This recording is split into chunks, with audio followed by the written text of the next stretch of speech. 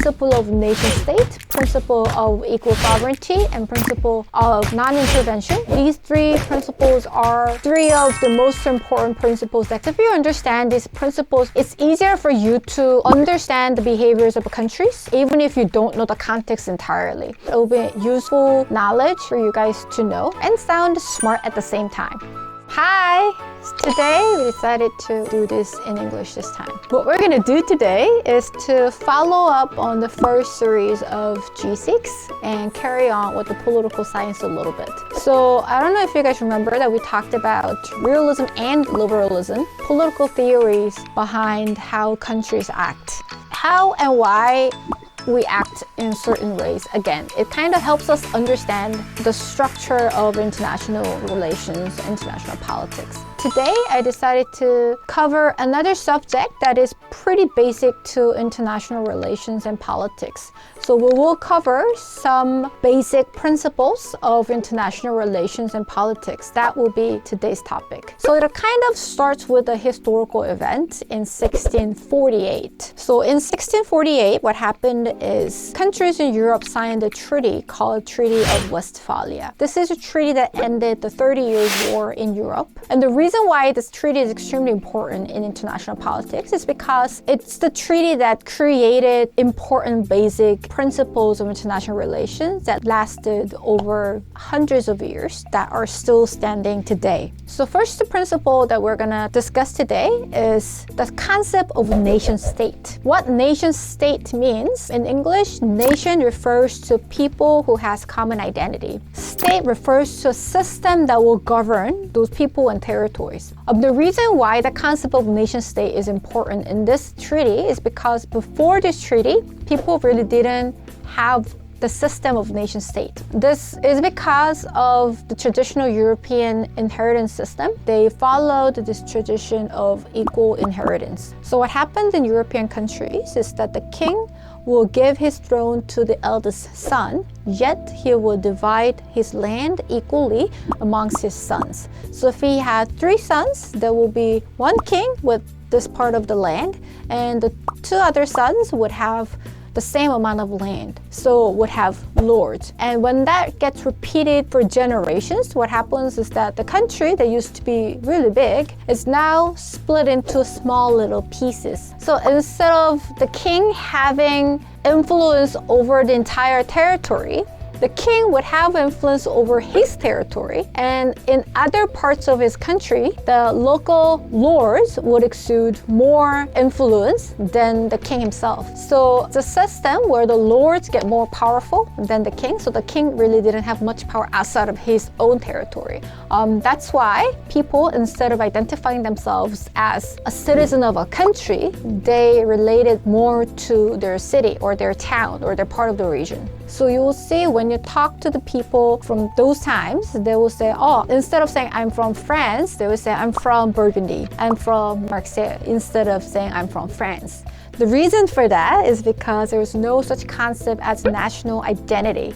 So people didn't really have an identity that are shared commonly within the nation. Instead, they would identify themselves with their local town more. That is about to change with this treaty called Treaty of Westphalia. When people signed the Treaty of Westphalia, the concept of nation state, meaning the concept that unified the entire country to have one single identity as a French people, as German people started to dominate the country, meaning that the king started having way more influence than before. So that's when the system of absolute monarchy started. But that's when we see kings like the Louis XIV, who calls himself that he is the state, because he had that much influence over entire territory.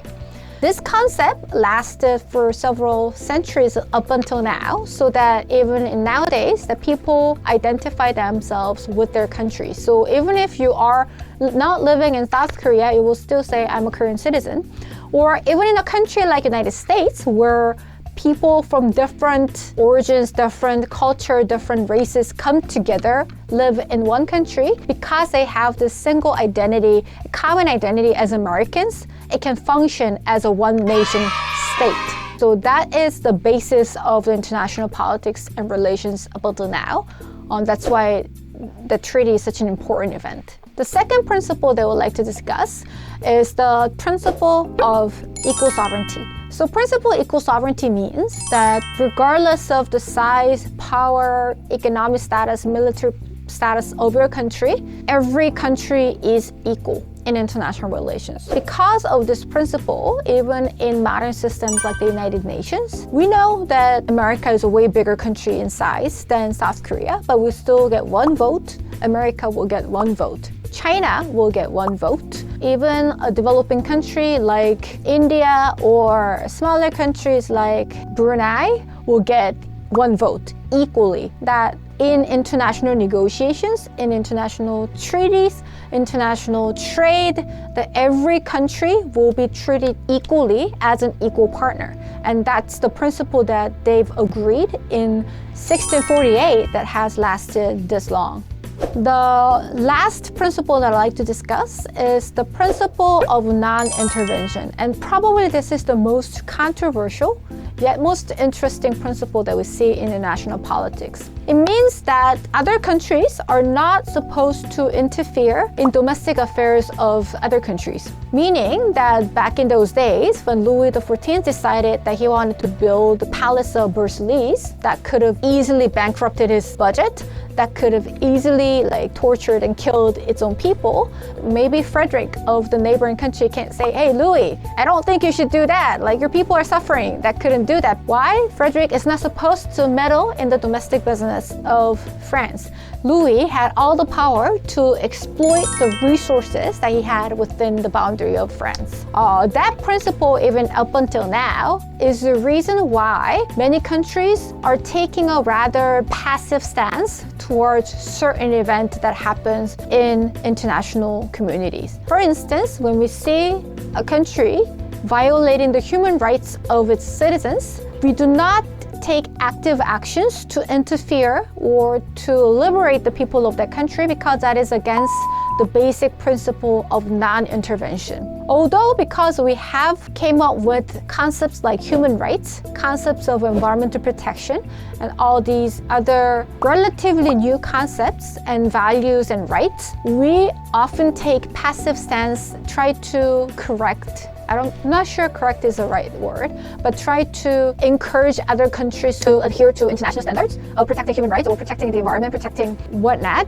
But we often can't take any further actions because of the principle of non-intervention. The United Nations cannot unilaterally intervene in its member states because of principle of non-intervention. The United Nations cannot unilaterally send peacekeeping forces to countries that are going through civil wars because of principle of non-intervention. And this is a principle that is dominating our international politics and relations. And you will see now why sometimes it's rather difficult for South Korea to do something. It's rather difficult for America to do something. Although we see exceptions in international relations when powerful countries sometimes ignore these principles, but we still respect the core of these principles. Principle of nation state, principle of equal sovereignty, and principle of non-intervention. These three principles are three of the most important principles that govern the politics of international community now. So I wanted to discuss these things because if you understand these principles, it's easier for you to understand the behaviors of countries, even if you don't know the context entirely. When you read the news, you will see why country A is acting in a certain way, even if you don't know the historical stories behind that. So I thought it would be useful knowledge for you guys to know, to be able to understand and analyze current issues more and sound smart at the same time. So that's about it for today. Bye.